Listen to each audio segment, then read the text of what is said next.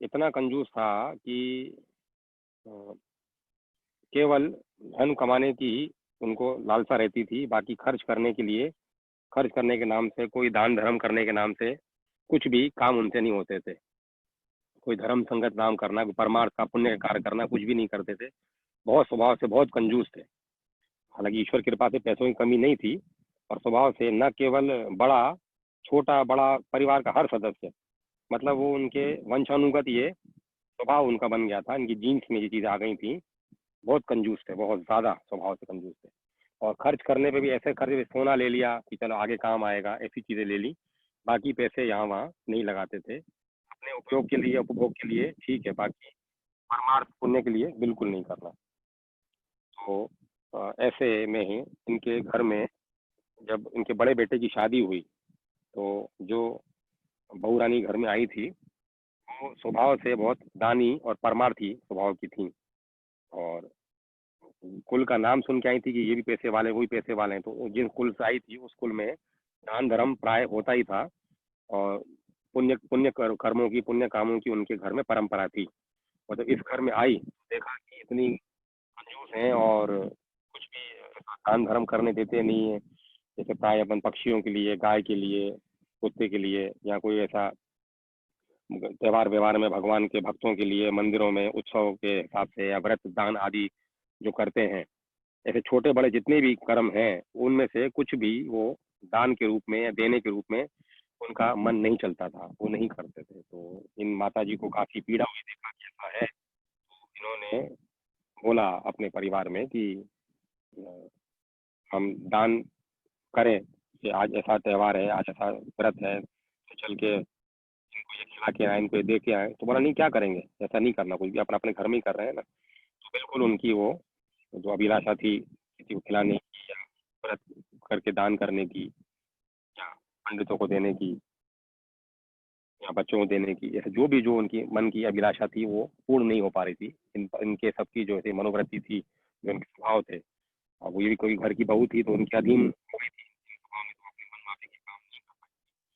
तो ऐसा काफी समय बीत गया, और संयोग से उस गांव में गुरु जी का पदार्पण हुआ, गुरु जी का आना हुआ। जैसे चतुर्मास में जो आते हैं गुरु जी, चतुर्मास करने 4 महीने बारिश होके एक जगह रहते हैं, व्यवहार नहीं करते, रटन नहीं करते, एक जगह ही रहते हैं संकल्प मात्र से वो। तो वहीं बैठ के भजन पूजन यजन करते हैं, सत्संग करते हैं। तो ये चतुर्मास के लिए गुरु जी उस गांव में आए। तो फिर वहाँ पे सब लोग इकट्ठे हुए, ये पर्यटक इकट्ठे हुए, ये भी उनको मानते थे। और फिर यहाँ पे सब लोग इकट्ठे मिलके उन्होंने फिर ऐसा तय व्यवस्था तय की कि इतने घर हैं अपन, और इतने घरों से रोज एक घर से सेवा के लिहाज से ये खाना आएगा, प्रसाद आएगा। और इसमें जो संत जन आए हुए हैं, जो गुरुजी आए हुए हैं, इनके शिष्यगण हैं, वो उनका भोजन लेंगे और प्रसाद लेंगे उसका, आरती पूजा का। और गांव के अन्य लोग भी एक साथ वहाँ पे भोजन प्रसाद लेंगे। ऐसा संकल्प किया गया और दिन बांट दिए गए। ऐसा ऐसा ऐसी व्यवस्था की गई, ऐसे दिन बांट दिए गए कि आज का दिन तुम्हारा, कल का दिन इसका। तो ऐसे जो चतुर्मास पूरा करना था, तो इनका भी दिन आया। तो ये भी अब मरता क्या ना करता वाला काम था, मन मसोच के ही सही। और वो गुरु जी के लिए इनको ले जाना पड़ा वहाँ पे। और क्योंकि गांव में सबने किया था, छोटे बड़ों ने, इनका नंबर आया तो इनको भी करना था। तो ये लेके गए। तो जब वो लेके गए, तो जिस दिन इनका नंबर आया, जितनी भी सामग्री या सामान लेके गए थे, तो गुरु जी ने फिर सुबह देखा कि इनके यहाँ से आया। तो गुरु जी ने वहाँ सुबह फिर ऐसा बोल दिया कि हमारा आज व्रत है, और हमारे सब शिष्यों का व्रत है। जो भी सामग्री आई है, जिस घर से आई है, उनको वापस लौटा दी जाए। हम आज हम व्रत रहेगा आज हमारा। हम कुछ जल ग्रहण नहीं करेंगे, अन्न ग्रहण नहीं करेंगे, कोई फल ग्रहण नहीं करेंगे। तो ऐसा जो जो सामान लेके आए थे वो वापस उनके घर वापस चला गया। तो ये माता जी को बड़ा दुख हुआ, बड़ा कष्ट हुआ। भाई संयोग से ऐसा दिन आज आया है कि शुभ कर्म हमारे घर से हो रहे हैं, और अतिथियों को और गुरुओं की सेवा के निमित्त ये चीजें जा रही थी, वो भी देववश क्या ऐसी थी कि वापस आ गया। बड़ा दुखी थी वो। और फिर क्योंकि 4 महीने थे, तो फिर इनका नंबर आया। फिर नंबर आया तो फिर गुरुजी ने एक दिन पहले ही घोषणा कर दी। जब गुरुजी को मालूम चला कि कल मेरा व्रत रहेगा और मेरे पूरे शिष्य लोगों का व्रत रहेगा, हम अन्न फल कुछ नहीं लेंगे। ऐसा करके जब उनकी जो बहू रानी थी, उन्होंने देखा कि ऐसा इतने महीनों से, 4 महीने का है, और हमारा उस टाइम पे जब आया था नंबर, हमारा जो क्रम आया था उसमें गुरुजी ने कहा कि व्रत है, लेकिन ऐसा कभी हुआ नहीं है। एकादशी भी हुई है और ऐसे गुप्त नवरात्रि भी आती हैं, कभी व्रत इन्होंने रखा नहीं। और व्रत अगर रहता भी है तो उसमें फल फलाहार भी लेते हैं और सब खाते हैं। केवल हमारे जिस दिन हमारे घर का नंबर आता है उस दिन ये गुरुजी कुछ ग्रहण नहीं करते हैं। ये गुरुजी को मालूम है कि हमारे परिवार से धन का सदुपयोग नहीं हो रहा है और इसके से अच्छे कार्य नहीं हो रहे हैं, और हमारे जो घर वाले परिवार वाले हैं बहुत ज़्यादा कंजूस हैं, और उनकी वृत्ति इस तरफ नहीं है और मन का उनका मन दुखता है किसी को देने में, इसीलिए वो गुरुजी ग्रहण नहीं कर रहे हैं। ऐसा करते करते करीब 4 महीने में उनके 3-4 बार नंबर आए और तीनों चारों बार वो गुरुजी ने कुछ न कुछ ऐसा बहाना बना दिया। जब गुरुजी वापस जाने लगे 4 माह पूरा करके, चतुर्मास पूरा करके, तो माता जी ने बोला अपने सास ससुर को और परिवार वालों को कि गुरुजी ने ये 4 महीने रहे, हमारे यहाँ कुछ भी नहीं लिया, हमारे घर से बनी हुई कोई वस्तु ग्रहण नहीं की, जल तक नहीं पिया, दूध तक नहीं पिया, और बाकी सबके यहाँ से लिया है। तो अब ये चतुर्मास इनका पूरा हो गया, ये जा रहे हैं, तो अब इनको जाते जाते मेहरबानी करो कि हमारे घर में पैर डालते जाएं, अपने चरण रज हमारे घर में डालते जाएं, हमारे घर में से पग डालें। सब लोग वहाँ मनाने गए उनको, गुरुजी को, तो गुरुजी ने समझ लिया कि ये इनकी बहू ने बोला है। तो बोला क्यों, बोला बहुत हमारे घर चलिए, बहुत अने अनुने किया, बहुत विनय किया कि आप हमारे घर चलिए, जब जा ही रहे तो हमारे घर तो होते हुए जाइए। तो पहले गुरुजी ने मना किया, लेकिन जब देखा बहुत जिद कर रहे हैं ये लोग, तो उन्होंने बाद में कहा कि तुम्हें तुम्हारी बहू ने समझा के भेजा है।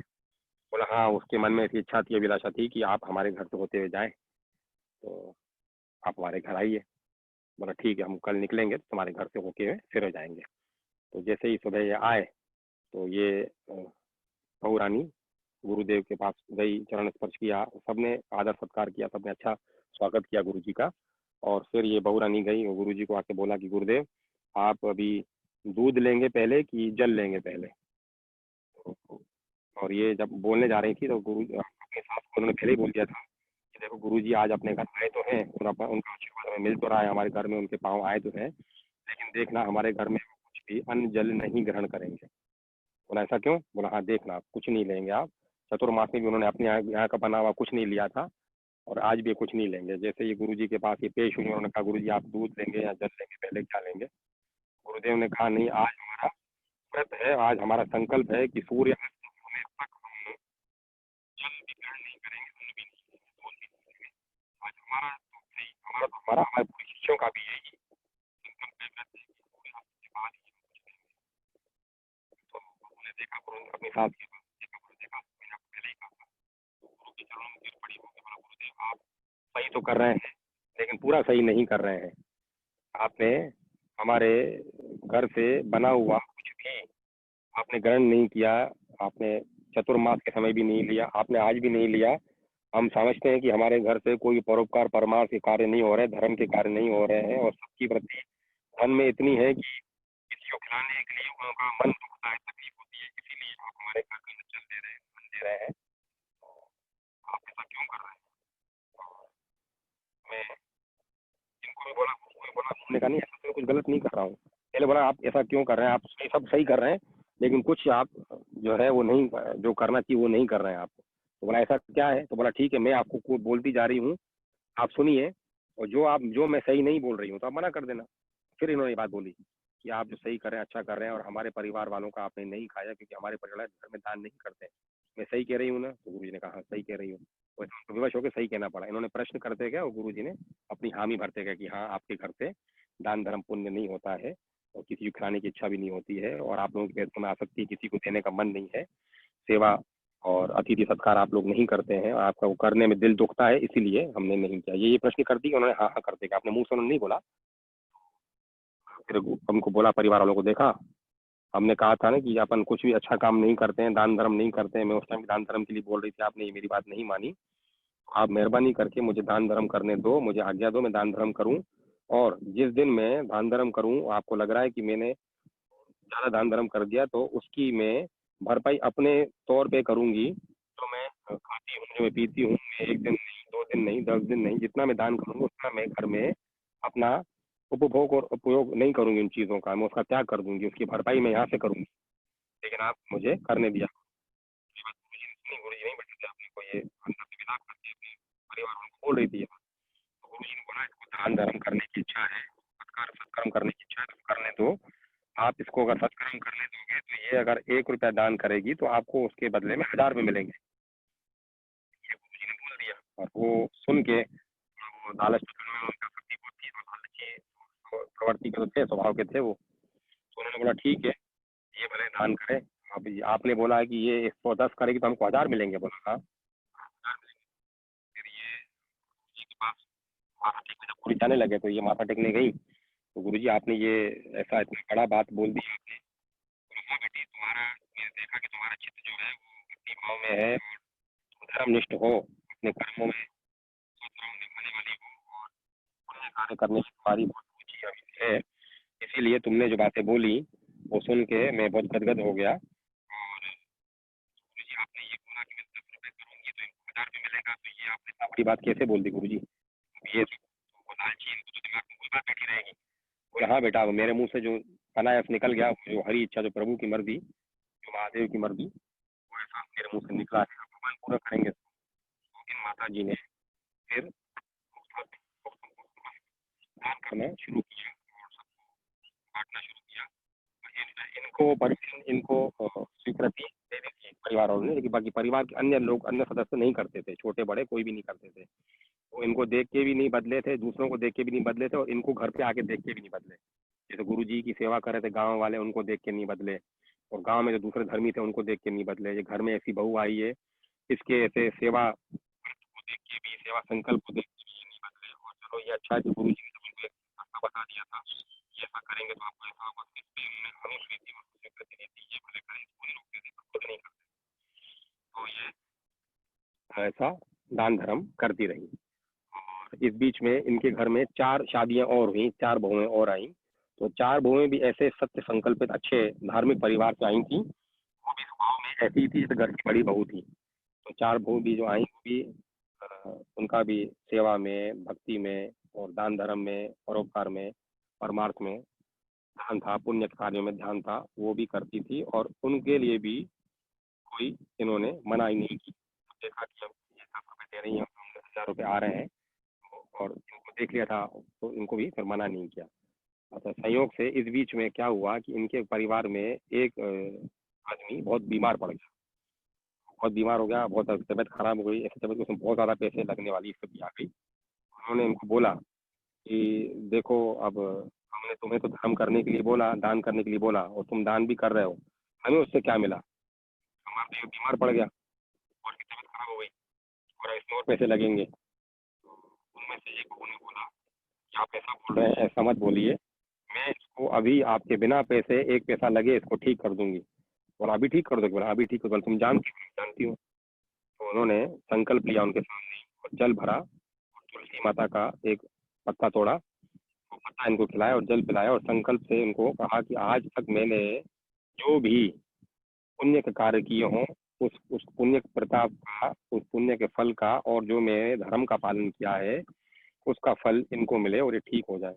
उनका जल, तुलसी माता का पत्ता खाना और जल पीना, फटाक से वो खड़े हो गए, तबियत बिल्कुल ठीक हो गई। और फिर बिल्कुल सब लोग विस्मित हो गए कि यार जो ऐसा बिल्कुल ठीक नहीं हो सकता था, ऐसा ठीक हो गया इनके कहने मात्र से। मतलब ये जरूर ये कुछ जानती हैं, पुण्य आत्मा है, और जो ये बार बार दान धर्म करने के लिए बोल रही थी, अच्छे काम करने के लिए बोल रही थी, पुण्य करने के लिए बोल रही थी। चमत्कार को नमस्कार है, उन्होंने देखा तो इनका भी हृदय परिवर्तन हो गया। तो उन्होंने बोला कि अब मैंने तो अपना पूरा पुण्य इनको दे दिया, अब मेरे पास कुछ पुण्य बचा नहीं, उस पुण्य के प्रताप से ये बिल्कुल ठीक हो गए, इनको नया जीवन मिला है। जो मरणासन हो गए थे, बिल्कुल ठीक नहीं होने की स्थिति में थे, और बहुत सारा पैसा लगने के, इलाज होने के बाद भी कोई उम्मीद नहीं थी, केवल मेरे संकल्प मात्र से उनको जल पिला के और तुलसी माता का पत्ता खिला के जो मेरे संकल्प किया कि मैंने अपना पूरा पुण्य इनको दिया, और जो मैं धर्म का पालन किया है उसका फल इनको मिले। तो इनको ठीक, अब तो मैं जो खा लिया भाई, अब मैं क्या करूँ? बोला नहीं, अब तो अपने घर में जैसे तुम 5 बहुएं करती आ रही हो, वैसे सब छोटे बड़े सब करेंगे। हम भी उसमें आज संकल्प लेते हैं कि तुम्हारे इस व्रत में हम भी शामिल होंगे, तुम भी मुक्त हस्त जो धर्म करना है करो, और हम भी करेंगे। तो फिर छोटे बड़ों सबकी जो जीन्स में जो ये वंशानुगत जो एक चीज भरी हुई थी, कंजूसी की या पैसे को बचाने की, वो सब प्रवृत्ति खत्म हो गई, और खूब दान धर्म करने लगे, मंदिर बनाने लगे, गौ ब्राह्मण की कन्याओं की सेवा करने लगे, निर्धनों को धन देने लगे, मंदिर बावड़ियाँ कुएं खुदवाने लगे, गौशालाएं बनाने लगे, जो भी धर्म कर्म से अच्छे काम या अतिथि घर बनाने लगे, जो अतिथि भाग है उनकी सेवा सत्कार के लिए जितना पुण्य करने लगे, और जितना उन्होंने कहा ही था कि तुम अगर अच्छी 10 करेंगे तो 1000 मिलेंगे, उस हिसाब से प्रभु ने भी अपने शिष्य, अपने जो प्यारे थे उनके, उनकी बात को अक्षरशः उनका पूरा किया। जैसे जैसे उन्होंने 10 रुपये खर्च किए, उनको 1000 रुपये आते गए, और खूब उन्होंने अच्छा पवित्र पुण्य का कार्य किया, और इतना अच्छा कार्य किया कि इनके नगर की शोभा ही बदल गई। जो भी अगर आता था तो बोला अच्छा ये कार्य इनके द्वारा किया हुआ, ये प्याऊ इनके द्वारा बनाया गया, ये कुआं इनके द्वारा खुदवाया गया, ये उद्यान ये बगीचे इनके द्वारा बनाए गए, अतिथि घर इनके द्वारा बनाया गया, धर्मशाला इनके द्वारा बनाया गया, मंदिर इनके द्वारा बनाया गया, ये इनका जो अन्नकूट का जो चल रहा है अन्न क्षेत्र वो इनके द्वारा किया गया। मतलब बहुत अच्छा उन्होंने फिर बहुत अच्छे अच्छे कार्य किए, और बहुत ये धर्म कर्म के चाहिए आगे बढ़े। फिर ये गुरुजी भी इस बीच में आए, और गुरुजी ने भी देखा कि ये जो इनके बताए हुए कार्य थे अच्छे मार्ग पे आगे चल रहे हैं। और ये जो थे गुरुजी जो थे इनके, ये शैव थे, शिव जी को मानने वाले थे, भगवान शंकर के उपासक थे, और इन्हीं के चलते ये पूरा परिवार भी भगवान शंकर का उपासक था।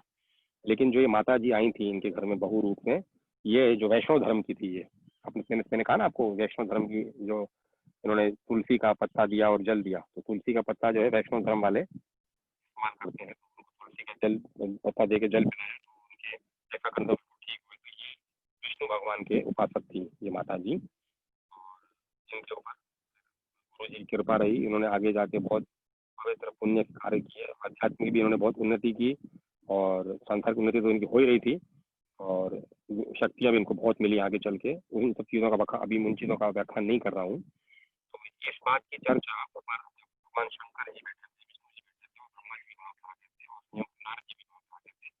तो वहाँ पे चर्चा हुई, भगवान शंकर को बोला गया कि आपके जो भक्त थे, आपके जो ये पूजनीय हैं, जो आप मानते हैं, ये भी अपने अपने शिष्य परिवार को सही नहीं कर पाए, सही मार्ग पे नहीं चला पाए।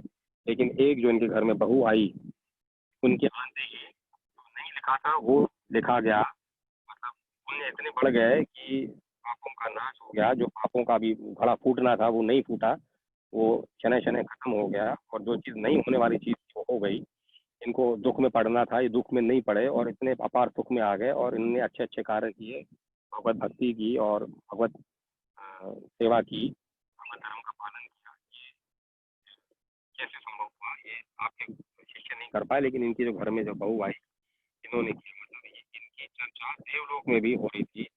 फिर आगे चल के इनको शिव जी के भी दर्शन हुए, और विष्णु जी की भी कृपा उनके पास शुरू से थी। तो ऐसा करके ये कथा का सार मैंने बता दिया कि कैसे करके एक पुण्य आत्मा अपने घर में आता है, और उसके पुण्य कार्यों से पूरा घर तर जाता है, और न केवल घर तरता है, आगे की पीढ़ियां भी तर जाती हैं, पूरे कुल के कुल तर जाते हैं। और साथ में प्रभु की कृपा, प्रभु की सीधी दृष्टि सीधे जब है, तो फिर तो दोबारा आज के आनंद की जय, भोले बाबा की जय, कृष्ण भगवान की जय, समस्त पूजनियों की जय, नारद भगवान